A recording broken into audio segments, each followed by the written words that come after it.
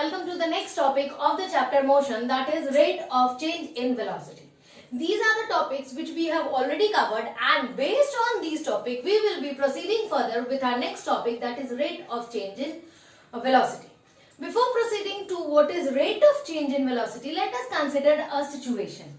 There is a situation, you are going to your friend's house. What will happen?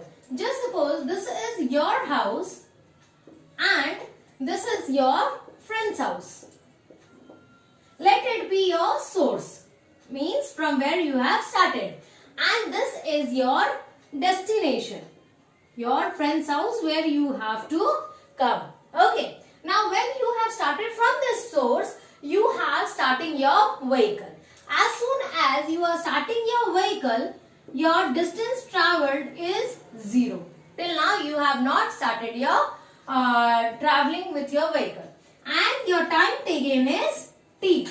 So what will be your speed here? Speed is equal to d by t is equal to 0 by t, that is your 0. Okay, now what happens? You are proceeding further to your friend's house and there is a speed breaker. Here is a speed breaker. Now what happens here? What you will do? As you will see the speed breaker, you will put your hand on your brakes and your speed will be reduced. Just suppose the speed before reducing was S1. Now as you have reduced your speed will go slow, and as soon as you have crossed the speed breaker, again you started increasing your speed to go to your friend's house. Now there is a market in between. What happens? The market, all the places are crowded. So what you will do? You will reduce your speed and your speed will be S3. Suppose something.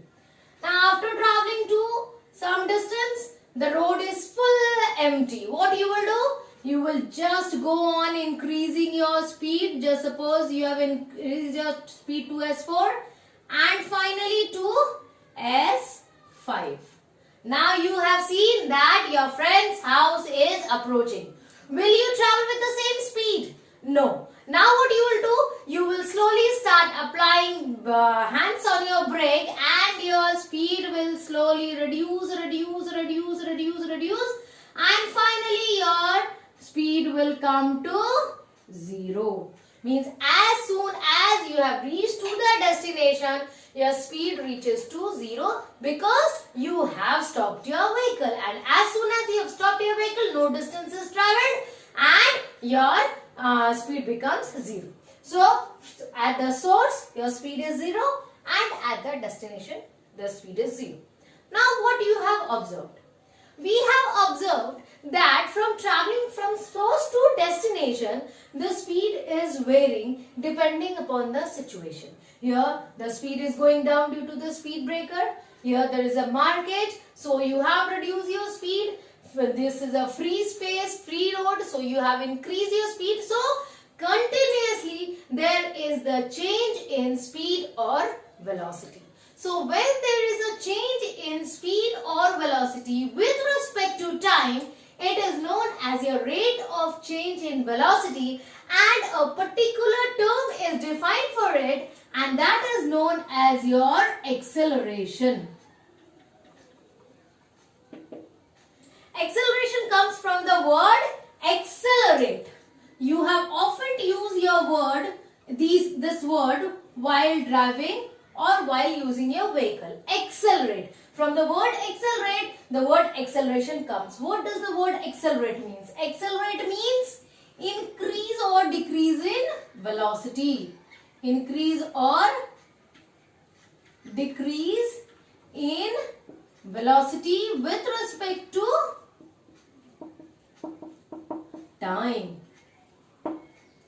Now you see, increase or decrease in velocity with respect to time. Now this statement, what I have written, can be converted into mathematical form, which will give you the formula for finding out the acceleration. We can say that acceleration is equal to change in velocity. Change in velocity is written as del V. And whenever we have this that whenever the word rate is given in physics, especially, it means per unit time. So here also we will use rate of change in velocity means change in velocity per unit time. So from here we can conclude that acceleration is equal to change in velocity by time. Now how to find the change in velocity? This change in velocity can be found out within a particular distance. Just suppose I want to find out the change in velocity between this distance. You have seen that this distance we have started, means we want to know the change in velocity between this distance. So this is the velocity and this is the velocity, two velocity. This velocity which we have finally reached to is known as your final velocity. Why it is known as your final velocity?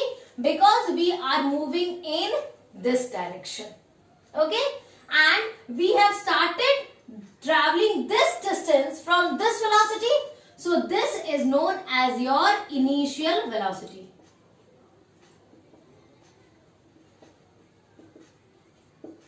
When we want to write the initial velocity is always represented as small u and final velocity is always represented as small v.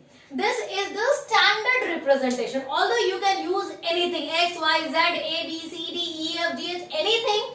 But before using that variable, you have to define it that this is initial, this is final. But this is the standard deviation which is being used. So we can write now change in velocity is equal to how much? V minus u. That is final velocity minus initial velocity. Now going to the acceleration, a is equal to change in velocity by time. So and we know that change in velocity is equal to v minus u. So it will be v minus u by time.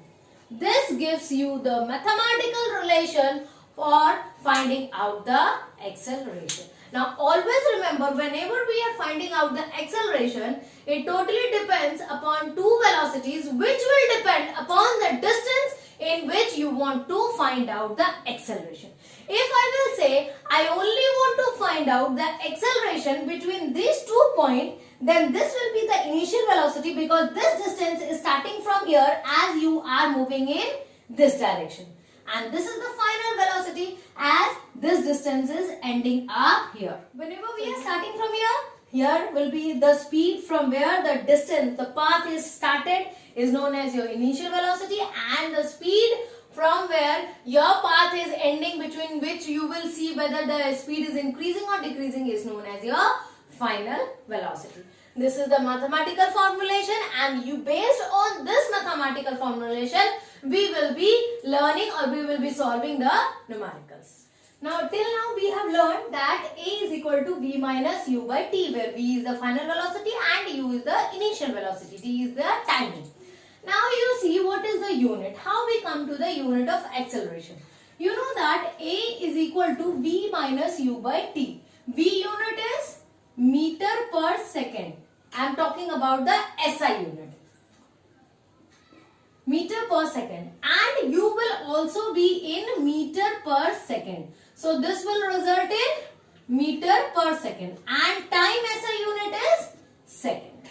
So this will result in meter per second by second. Meter per second means meter by second into second. So your SI unit for acceleration it will be meter per second square. See, second into second is equal to second square. Mathematically, it can also be written as meter per second square. So this is the SI unit for acceleration, although it totally depends upon the unit of velocity and unit of time which you are considering while solving the problem or while doing the numericals. It can be kilometer per hour square also. It can be meter per minute square also. It can be anything, any unit in which you are solving. based on the unit of velocity and time which you have taken while solving. But the standard unit, or you can say SI unit of acceleration, is meter per second square. Now you see, the acceleration is a vector quantity. Okay, why vector quantity? Why it is a vector quantity? It is because time does not have any direction. Okay, it is taken as a constant value. And velocity is a vector quantity. As the velocity is a vector quantity, so acceleration will also result in vector quantity. In class 11, you will be learning about why vector by constant value will always result in vector. That is a higher concept. We are not going with that. Now coming to the second important thing of acceleration is that acceleration can be positive, it can be negative, and it can be zero also. Now how these three cases are possible? Let us consider one example. As you are going, or you can say, let us start with the numerical only. You know that A is equal to V minus U by T. First case. How positive? Just suppose you are going to you have started from one place, just S1, or this is the initial velocity U, and you are increasing your speed as the road is very empty, and you have reached to final velocity. As you are increasing your speed here, V will be greater than U. Okay, so in this case what will happen? If V is greater than U, V minus U is always result in positive value. Why? Because the value of V will be greater than U. In this case, acceleration will be positive. Why? Because velocity is positive and time is always positive. Time never results in negative. This was the first case. Now the second case. Second case. Now you are traveling with initial velocity, some velocity, and you are reaching your home. What you will do? You will continuously decrease your speed, and a time will come when you will be stopping your vehicle. Okay. Now in this case what will happen?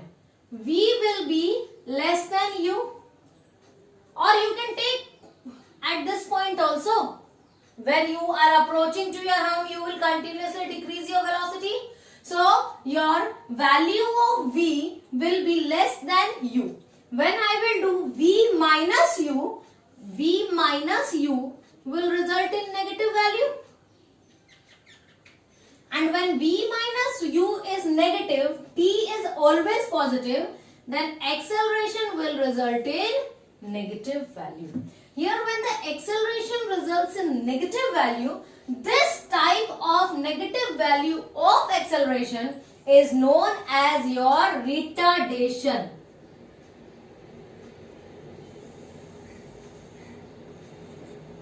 You can say negative acceleration. Negative acceleration is known as your retardation, in which the final velocity will always be less than the initial velocity. Means you are decreasing your speed of the vehicle. Now coming to the third case. Case 3.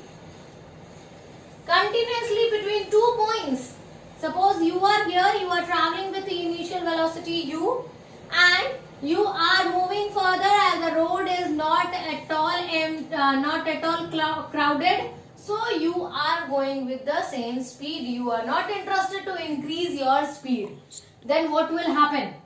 At this time you will be equal to V. Right? You will be equal to V. Whatever the value of U, your value of V will be same. So what will happen? V minus U will be equal to 0. Why 0? Because no change in velocity. And if V minus U is 0, acceleration will result in 0.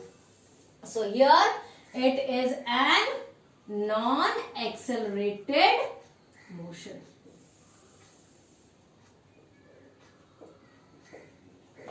Which is practically not possible. Now starting with uniform and non-uniform acceleration. Now what is uniform? Uniform means same type. We have always studied uniform means same type, whether it is velocity, acceleration, distance or anything. Okay. So when same type of acceleration will be throughout the journey for a vehicle, then it is uniform acceleration. Now how the acceleration can be of same type? The acceleration can be of same type if the change in velocity, understand, change in velocity, there should be a change in velocity. If there is no change in velocity, acceleration is 0. So we are not considering that case. Only the case where the increase or decrease in velocity is same with the change in timing, then it is uniform acceleration. And if we are considering the cases which we are happening day to day life, then the acceleration is not uniform. As I have told previously also that practically acceleration is zero acceleration is not possible for a vehicle. Okay, but when the body is moving freely under gravity, if you throw a ball straight from up to down, then it will fall with a same acceleration, and that is an example of uniform acceleration, moving freely under gravity.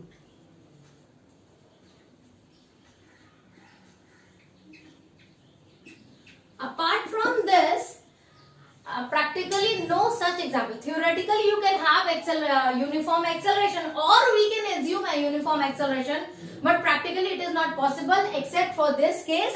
And this case, how this case comes in consideration, we will be studying in our third chapter of this physics. Okay. Now coming to non-uniform motion. Non-uniform motion means when the acceleration is not constant. Constant means the acceleration is varying from source to destination. This is your source, this is your destination. Here your S1 speed, velocity, S2 and S3. So till here to here, this is S1 minus 0 by time. From here to here, it is S2 minus S1 by time. And from here to here, it is S3 minus S2 by time. And this three value, this is, just suppose this is A1, this is A2 and this is A3. So A1 is not equal to A2 is not equal to A3. Means throughout the journey from source to destination, your acceleration is not constant, that is not equal, is known as your non-uniform motion. So in the next video, we will be covering the numerical based on the formula A is equal to V minus T and how we will find out the value of velocity and time when acceleration is given. Thank you very much and be connected in this video.